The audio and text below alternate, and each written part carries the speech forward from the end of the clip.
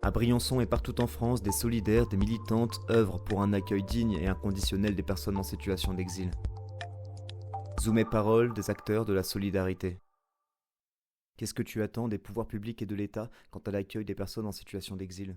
Dans un premier temps, c'est de ne pas mettre les personnes en situation de migration en danger par des politiques migratoires qui sont meurtrières et qui sont délétères pour la santé physique et psychique des personnes et de façon pas de...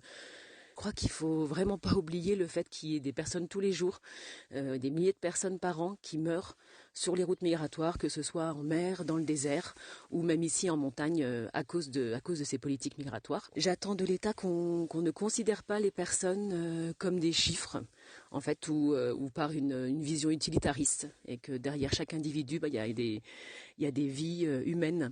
Et je trouve que tous les derniers débats, ces derniers temps, autour de la loi asile-immigration, autour du pacte européen de l'asile et de la migration, les accords entre l'Angleterre et le Rwanda, tout ça, ça montre qu'on est toujours dans cette vision très utilitariste des personnes en situation de migration. Et enfin, je pense que j'attends d'eux le respect du droit, le respect des droits fondamentaux, le fait de mettre en avant les textes internationaux de protection des droits humains, le fait de respecter des cadres légaux qui sont déjà existants. Et puis aussi des politiques publiques. Je vais parler par rapport à Médecins du Monde, par exemple, donc des politiques publiques de santé qui sont respectueuses du droit de la santé et qui seraient des politiques beaucoup plus humanistes, qui mettraient en avant la solidarité et la non-discrimination et pour un accès pour toutes et tous en prenant en compte les personnes les plus exclues du système et les plus marginalisées. C'est quoi pour toi un modèle d'accueil idéal?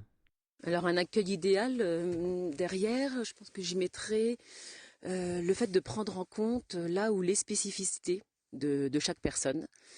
Et je mettrais vraiment au centre le pouvoir agir. Voilà, je pense que c'est aussi une thématique qui est centrale à Médecins du Monde, vraiment dans cette idée de donner de l'information aux personnes pour qu'elles puissent prendre par elles-mêmes leurs propres décisions pour leur choix de vie, pour leur parcours, pour leur santé. Ensuite, après, ça va être simplement répondre aux besoins fondamentaux. Donc voilà, on peut parler du logement, de l'accès à la nourriture, de l'accès aux soins, et peut-être plus, de façon beaucoup plus générale, d'avoir accès à la considération, tout simplement, je pense, et puis à tout ce qui contribue à avoir une vie digne. Quelle initiative locale ou territoriale pourrait améliorer l'accueil? Pour une initiative locale ou territoriale, j'ai envie de prendre l'exemple d'ici, à Briançon. On aime bien, à Médecins du Monde en tout cas, parler de lieux de répit aux frontières, et je trouve que ça correspond bien à ce qu'on peut mettre en place avec Refuge Solidaire ou plus globalement au sein des terrasses solidaires avec différents acteurs. Le terme de lieu de répit aux frontières montre vraiment la spécificité en fait d'ici, c'est-à-dire le fait qu'on accueille des personnes qui viennent juste de traverser la frontière. On les accueille pour 3 jours environ parce que les personnes continuent leur parcours ensuite. Donc c'est vraiment un laps de temps, 3 jours, qui est très spécifique, à la fois très court et à la fois précieux et dans lequel on peut proposer pas mal de choses. Et donc je pense bien évidemment répondre aux besoins fondamentaux, comme on le disait tout à l'heure, donc proposer un hébergement, proposer de la nourriture, proposer un premier accès aux soins. Et autour de ça, on propose aussi des activités, des informations, en tout cas juridiques, justement, pour pouvoir appréhender un petit peu mieux la suite de son parcours.